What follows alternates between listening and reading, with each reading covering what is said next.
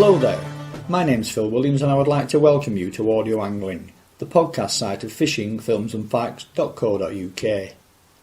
Always high on the list of attractions for getting into small boat fishing are its flexibility and unpredictability, and never was this better demonstrated than by an invitation to trail and ferry my 15-foot sea hog hunter across the Tralee Bay in Ireland's County Kerry back in the early 1980s. At the time, Tralee Bay, and in particular the tiny sheltered village of Fenit towards the northern entrance, was fast earning itself a well-deserved reputation amongst charter boat parties, though it had still to be explored by dinghy anglers fishing from their own trail boats. With that in mind, Ireland's Central Fisheries Board arranged for myself and Brian Douglas to meet up with Kevin.linnane for a few days, with a view to making a publicity video to encourage wider participation across that whole southwest corner of Ireland from a wider range of visiting boat anglers. Based on charter fishing reports from the one boat operating in and around Tralee Bay, we knew to expect a variety of rays, taupe and monkfish. But that was it. We had absolutely no information whatsoever regarding the fishing marks. Our brief was to follow the charter boat out and practice for a couple of days, then meet up with Kevin at Godley's Bar to work out a loose script for the filming, after which we would be free to carry on exploring for ourselves. With hindsight, we can see now that we were lucky enough to be there just as it was hitting its peak in terms of fishing quality. Probably because many of the fish taken were sharks and rays with painfully slow reproductive rates, the venue was doomed to disaster from the moment the first baits ever went down and fish started to be taken out of the water. Anglers weren't as enlightened back then in terms of catch and release, though our brief was also to tag and release as many taupe and rays as possible as part of a far-sighted strategy by the Central Fisheries Board to promote angling quality through responsible participation and conservation. And what a venue it turned out to be, though not in all cases for the species we expected to catch, nor for the marks suggested to us, as we were left completely to our own devices to explore and try to suss out the true potential for ourselves, which with hindsight we were able to do to the max. Kevin had us trail the boat up to a car park and viewing area on the top of Mount Brandon and filmed us leaning on the gunnels of the boat admiring the view and talking about the fishing prospects, which by that stage we already knew, as the actual fishing of the film was already in the can. Every time I hear the Thin Lizzy track Whiskey in the Jar with its mention of the Cork and Kerry Mountains, I think back to that day and the quality of the fishing we'd just turned up. But it could quite easily have gone the other way had we stuck to our original brief of following the charter boat about the place. Initially, that was exactly what we did. We followed him out more or less to the centre of the bay close to the mouth to anchor for a spell, before pushing off to the heads to drift for pollock. The sea wasn't exactly rough, but the size of some of those big lazy swells rolling in when you sat low down in a 15-foot boat was a bit daunting, not helped by the fact that all we could seem to catch was dogfish. And after an hour or so of that, I think we both just about had enough. No matter how badly we might do by going our own way, it was never going to be any worse than this endless stream of dogs. So we decided to up anchor and head back to explore some of the closer in marks and to try to find what people were describing as the monkhole, though again, we had absolutely no idea where to start other than by looking at the Admiralty chart and quite literally giving our hunches a go. Just to set the ball rolling, we dropped in maybe half a mile or so to the seaward side of the end of the big stone pier, as much to put the anchor down in some quieter water and study the chart as to do any fishing. It was quite literally a random stop, and instantly we started picking up thornback rays and huss, which later extended to taupe and small-eyed rays. But we also hooked into what were obviously better fish too, which we put down to being big monks. Unfortunately, we never actually got one near enough to the boat to find out one way or the other, because we ended up pulling for a break in almost every case over those 2 early practice days, thinking they'd taken us under rocks or other snags. In fact, I remember commenting at the time on how unlucky we were losing all the better fish in that way. I remember you snapping on one, and I'm convinced that was a skate now. Exactly, with hindsight, because when Kevin turned up and came out with us and it happened again, he just said straight away, big skate, just hang on to the thing and put the pressure on, get it up. What I remember about that trip, we'd gone out, particularly looking for the monkfish, because that's basically what we went for. Anything else was a bonus after that. And each day we managed to get 1 or 2 monkfish, if you remember, up until the day that Kevin.Linnane came.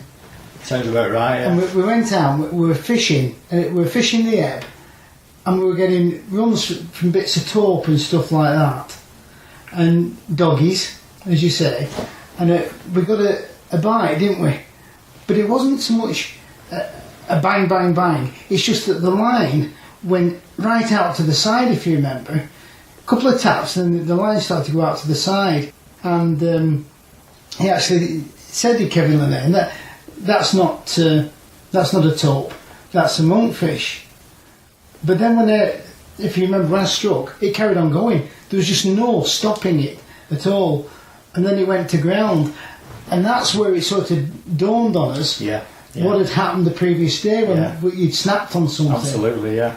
That's where it all started to drop into place. But the beauty was that it was there filming. So in your 15-foot boat, we had it there for posterity afterwards, didn't we? True, yeah. Everything else. Yeah. I seem to remember one of the big fish, whether it was when Kevin was there or not, I'm not too sure, but as you put the pressure on, pulling the back of the boat round. That was that day. You know, that's the line of the anchor. Yeah, because the run would have nearly gone off the tide by then.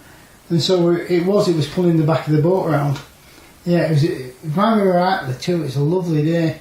Yeah. Absolutely flat calm, wasn't it? It was. It was like an absolute mirror, because I remember the video afterwards. You can see it coming up. You can see this big white blurry thing coming up. It's coming nearer and nearer and nearer, but it's like mottled. And then it's at the side of the boat, and you've got to deal with the damn thing. We'd never caught those kind of things before. With one gaff, little 15-foot boat, Kevin leaning over filming, fish at the side, both of us at the one side, trying to get it in. Anyway, got it in all right, but the hardest part actually was getting it out, getting it back out. That's right. But the big thing was that it wasn't a common skate. No, it was bottlenose. Yeah, bottlenose, a white skate. Yeah, which made it a better catch because absolutely, yeah. It was nearer the specimen size. That's right, he took measurements off it, got the estimated weight about 140. Yeah. When we got back in, Kevin said, right, don't have a shower, same clothes on tomorrow, look exactly the same, I don't want any changes whatsoever. And he got this little tiny rowing boat which we towed out, do you remember? Yeah, that's we towed a rowing boat out. Then he went maybe 20 or 30 yards off with the cameras, and we just put £7 of lead on the end of the line and get all the boat-to-boat shots walking around with the fish bumping up and down while he filmed it to cut to make the film work. That's right, I remember that. Yeah, it was a superb fish. Well, I'd never seen one of those things before. But if you say that, well, that's what Fenit had to offer, it didn't, because there's a lot of other species there. Oh, absolutely. Wasn't there? You know, you got your stingrays, you got your undulates, you got your painted, you got your common, your bottlenose rays. There were common skate as well, but we didn't see any. No, we didn't. But there were lots of other things.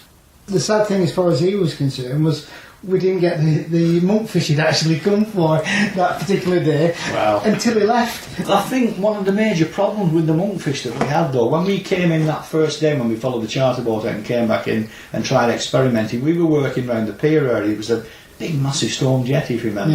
Yeah. In fact, it was supposed to take ocean going lines, that's why it was built that big. I've read on the internet since, but it was a huge thing with a really good launching slip at the side of it, good facilities, everything about the place was really good.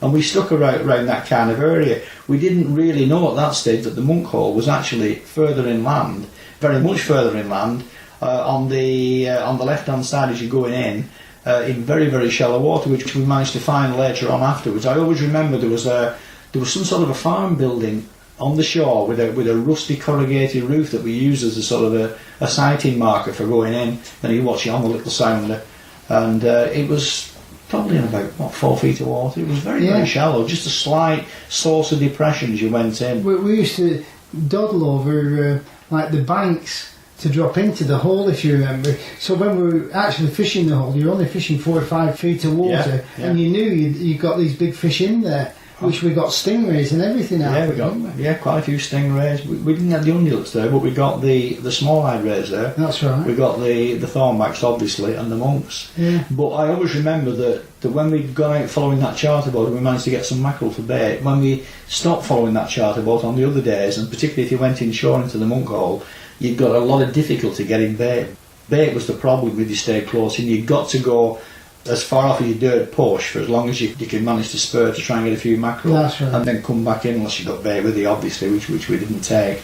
But in that monkhole, I remember us hooking the monks there, and they'd come up And they were fairly placid fish when they came up. Until you got into the boat. It was like having a crocodile in the boat.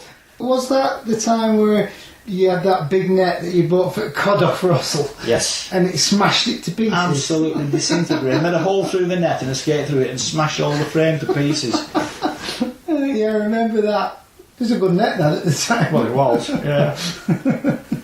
But they were absolutely looping when you got them in the boat, those things. Real handful. But that was another place that went into very quick decline, wasn't it? It was. We had it at its best. And we did. Within years. Because I remember a couple of years later, 2 boats went across, wasn't there? 3 boats? 2 boats? Can't remember now. Probably 3 of us, actually. No, it was 2. It was me, you and Kenny Robinson, and Kenny Mitchell, and it might have been Dave Devine. Can't remember. Kevin Ireland was there, wasn't it? Not sure. But anyway, we went back. I thought it was 3 because then it could have been. Kenny Mitchell said, "Oh, I'm going home," and he didn't come with us, did he? He'd had enough. I can't remember. But anyway, there was a few of us over there, and we tried various spots, didn't we? Tried down Baltimore.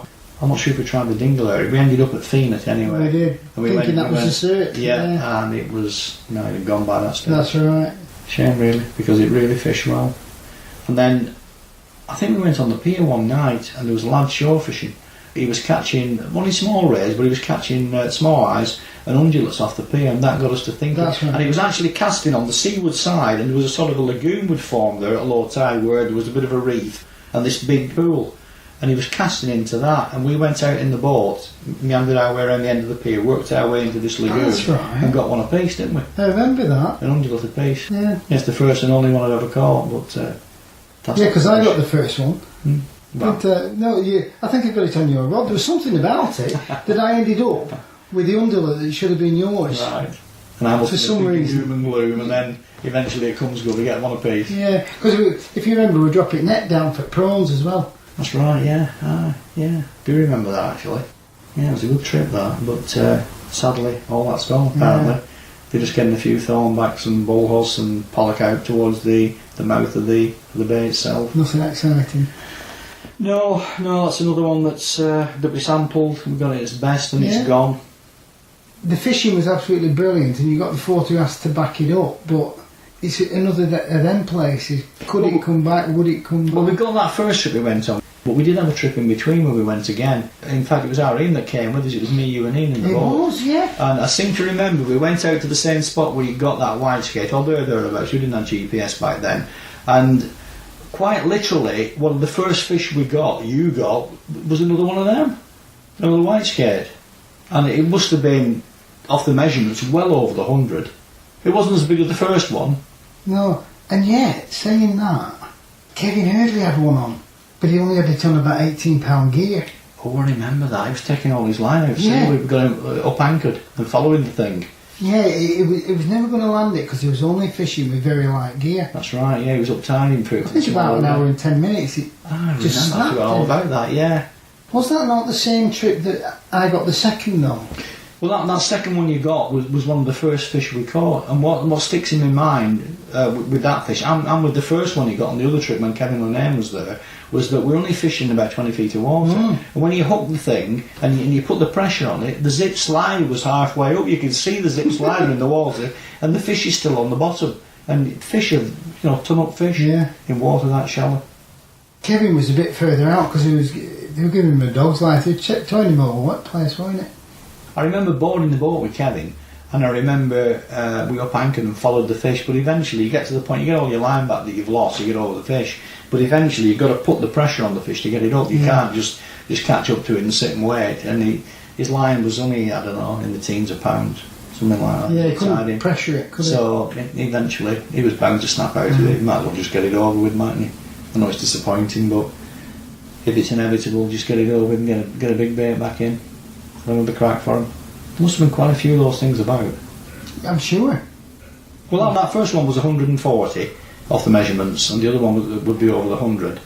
And the British record was somewhere in the 30s, just about 30 odd pound. Was it? Yeah. But obviously it was Southern Ireland, so it didn't count as a British record. But it just shows that it's quite a rare fish in our waters. When I say our waters, British Isles waters. But there, for some reason, it's supposed to be a deep water fish as well. But as I say, we're in 20 Unless feet it of comes water. out of deep water onto the banks. Well, it's all on the Atlantic side, so Yeah, I suppose but I mean, what was attracting them in so close? Why would they come into there? Which is an interesting thing, it's on the Atlantic side that they get them up at Tralee Bay and Westport. Yeah, I've never heard of these white skate being caught anywhere else. It was just in Tralee Bay, around that pier area.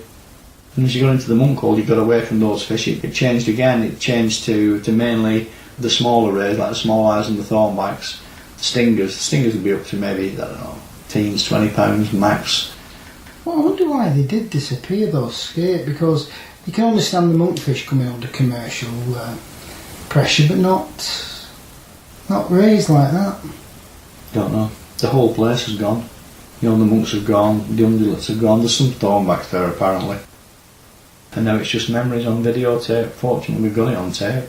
Kevin edited the film together. And now Kevin's gone, sadly. Sad.